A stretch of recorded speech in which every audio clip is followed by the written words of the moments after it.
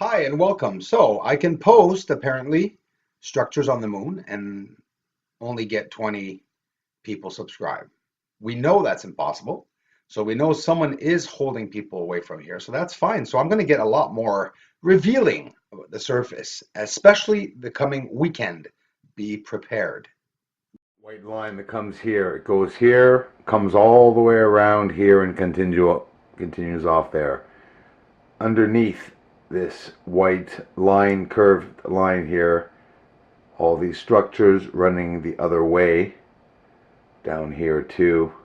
It's obvious. We're looking at massive structures, structural formations, whether they be buildings or pipes or tunnels. I don't know what's inside of them, but they're there, and I'm sick of seeing them by myself. There, they're right there, dome inside there, circular, spherical structure, crossing here, crossing here. Can you see what's there? Can you see what's inside of the ejecta? And look at the detail in the bottom, all these entrance holes, and they're symmetrical walls, symmetrical walls on the surface of the moon, alongside of many of the craters and inside of the ejecta. And of course, this photo was very bright, so the ejecta is all here, and with the light toned down, we could see exactly what's underneath. And there are structures inside of the ejecta. This trail that leads all off here is a trail of ejecta, and on top of that, there are structures. X-ray. Beautiful. See inside of the ejecta where they have those lines? Well, they're not pixels, and there are many of them. They're structures or objects that are inside of the ejecta. I'm clarifying the ejecta. I'm having a fun time actually trying to clarify it. I'm getting better at it, and yeah, it's inevitable. There are anomalies inside of this ejecta. I will be showing you this throughout the month. There's a lot to see on that surface, and I'm going to be sure the whole world sees what's up there. Hiding along many ridges, well, you get to these areas where you see like there was sort of a landslide, if you want, because it really does look like that. It looks like the earth or material or substance on the surface that was here would have fallen to here. But then you look inside in even more detail and you see a structure, meaning a symmetrical form, either round or it's built. It's something built. And like I say, like I said, these corners of most of the craters, if not all of them, along the ejecta have this blurry substance, but again, it looks like it was freshly fallen, which is not freshly fallen, but it does look like that. You see that at Clavius crater, many well-known craters, Tycho crater, Copernicus crater. You could see this blurry substance leaving the crater. We'll get in a little and I'm closer. not talking about the ejecta in a bit, because I want you to focus on this donut-shaped structure here. And there are more structuring right here, whether pipes or tunnels. It's very symmetrical, really straight, and it was built. It's just incredible to see these in crevices, but again, these are in the darkness. I love unclarifying dark photos.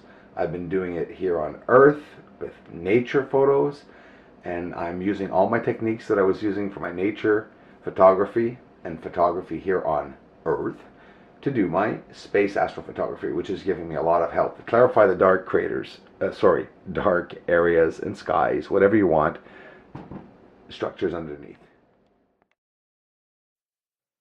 Why is it blurry? Why does it look white? Why is it like this? This is what people will tell me when they come here and they don't understand my research. This is ejecta.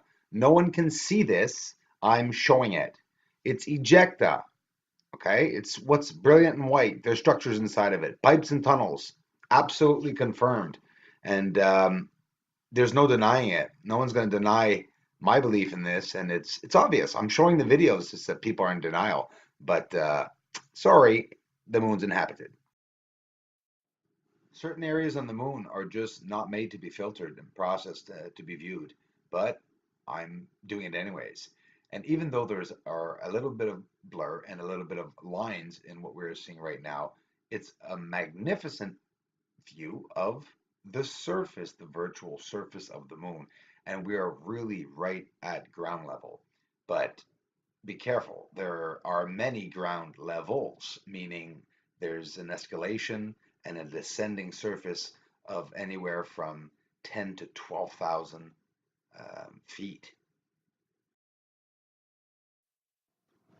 Look here at the lines of ejecta on the bottom right. One, two, three, four, five, six, with a dome. Lines of ejecta. The understanding that from far these looks like pixels because it makes a blurry square, but in reality it's very symmetrical lines that are on the surface of the moon. In the ejecta, it actually looks like it is that substance, the supposed substance we call ejecta.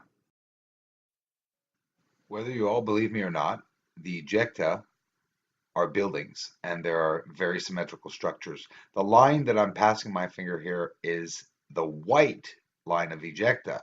This is the same photo, my friends. It's just filtered. Do you understand that now through the ejecta we can see what's passing over top of it, etc.? The buildings, the structures, the whole moon surface is like this. Before leaving, guys, I want to show you a star or planet that I found inside, deep inside the constellation of Orion. It's maybe even in Auriga or further out. It's just absolutely amazing. We're seeing the sphere inside of it. This was a speckle. I was able to zoom it up, magnify it, keep its quality, and we're seeing the shape of its sphere. So now I can go get little stars uh, in my own photo, the ones that are clear, to be able to zoom up on their surface. And it's really impressive what we're able to see. And you can see here, we're seeing the actual shape of this beautiful object. And now I'm going to talk to you about something very important. Green stars. They're beautiful, right? Well, we see what looks like green stars, but in reality, in astronomy, a green star is a white dwarf or it's a blue star, guys. It appears green because they say it's an optical illusion. I'm just the messenger. I'm repeating what they're saying, what science says. There are no truly green stars, they say, because the color of a star is more or less given by a black body spectrum. And this never looks green. However, there are a few stars that appear green to some observers. This is usually because of the optical illusion that a red object can make nearby objects look greenish. Like we see here in my video, there's a massive, massive, massive red star beside these two green stars, and it's making these stars appear green. So they're not green, they're probably most definitely blue. There are some multiple star systems, such as Antares with a bright red star, where this illusion makes all the other stars in the system look green. I'll also show you that this week. I have some great footage of Antares too. So yeah, blue stars. Well, why are blue stars so hot?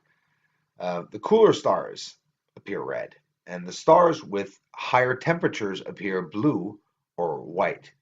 From cool to hot, the colors can appear red, orange, yellow, green, like I explained before because of the red star close by, and blue.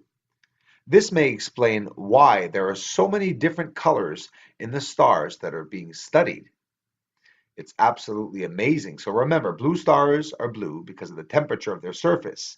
And they're so hot because the blue stars are much more massive than cooler stars like our sun. Our sun's a cool star. Imagine. Okay, a couple seconds to explain this. Black body spectrum, black body radiation, a black body on the surface of the moon, okay? Black body at room temperature appears black, as most of the energy it radiates is infrared and cannot be perceived by the human eye, because the human eye cannot perceive color at very low light intensities. A black body, viewed in the dark at the lowest, just faintly visible temperature, subjectively appears gray, but only because the human eye is sensitive only to black and white at very low intensities. In reality, the frequency of the light in the visible range would still be red. Our eyes are not seeing what's on the surface, And the colors we're getting back, gray, blue, and black, is because of our eyes. These are the website contributors. They have given generously to the website telescope campaign, which I will have up in the description of this video. Guys, $25 donation. Thank you so much, Miss Susan Beck. I can't thank you enough. I really appreciate it. Susan, I do remember you from YouTube, and I thank you for reconnecting with me. So, Susan, thanks to you, we are a lot closer to our goal mark, which is $9,000. $25 is a very generous donation, and I've been getting generous donations all along, and I thank you all, guys. I love you.